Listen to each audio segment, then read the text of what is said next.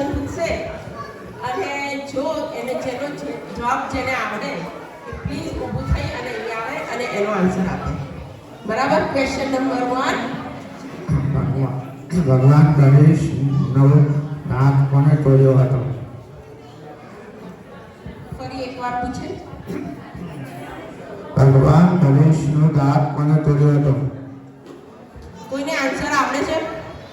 બોલો ઋતુબેન. હે? હા, અહીંયા આવો. હા. બરાબર છે આન્સર?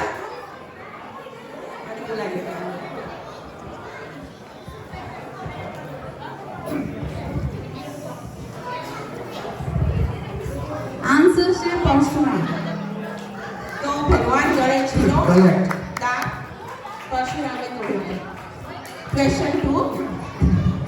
ગંગા નદીનું સ્વર્ગમાંથી પૃથ્વી પર કયા રાજા લાવ્યા હતા?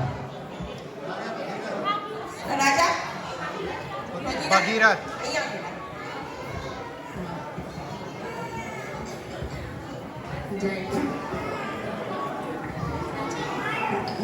ભાગીરથ રાજા. કરેક્ટ. Very good. તો ગંગા નદીને સ્વર્ગમાંથી નીચે લાવનાર રાજા ભગીરથ હતા. હા. ક્વેશ્ચન 3.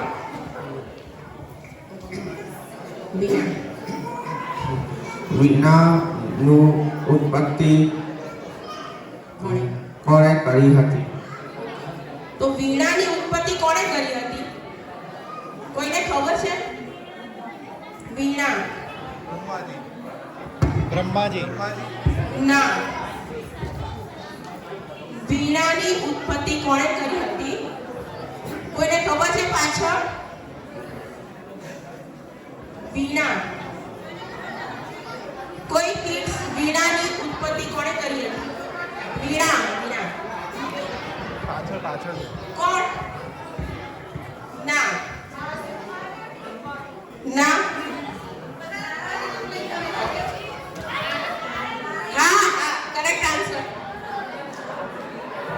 કાજલ આંટી.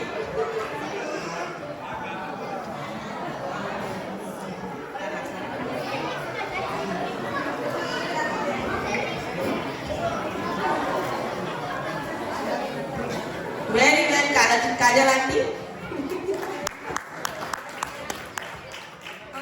મુનિ Narad. Very good answer. Very good answer. Thank you. Question 4. તમામ રોગોના ઉપચાર કયા વેદમાં છે?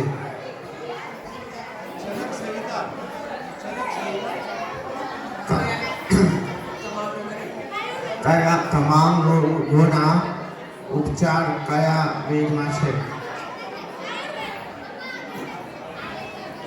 ના. હા, સાચી વાત છે. હવે તમે આવી જ જાઓ.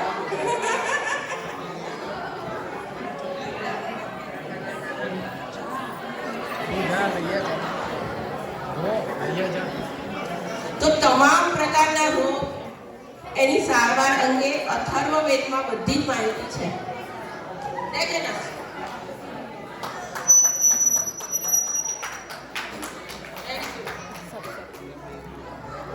Question number 5. વિષ્ણુ ભગવાનનું નામ કુલ કેટલા અવતાર હતા? કેટલા? 10. 10 અવતાર. કોણ આવે છે? લે બેટા, લે. તો વિષ્ણુ ભગવાનના ટોટલ 10 અવતાર.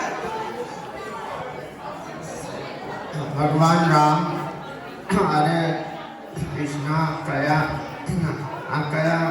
યુગમાં જન્મ્યા હતા? ભગવાન રામ ત્રેતા યુગમાં અને ભગવાન કૃષ્ણ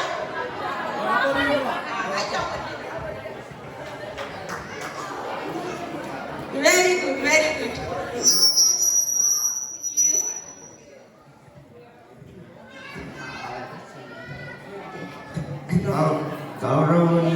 એકમાત્ર બહેનનું નામ શું હતું? શું? કોઈને ખબર છે? કૌરવોની એકમાત્ર બહેન હતી અને એનું નામ શું હતું? દુશાલા. આઈ જા મીનુ.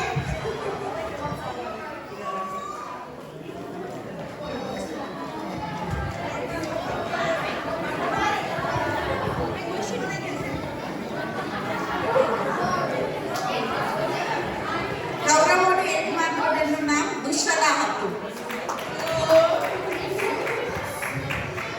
અને લાસ્ટ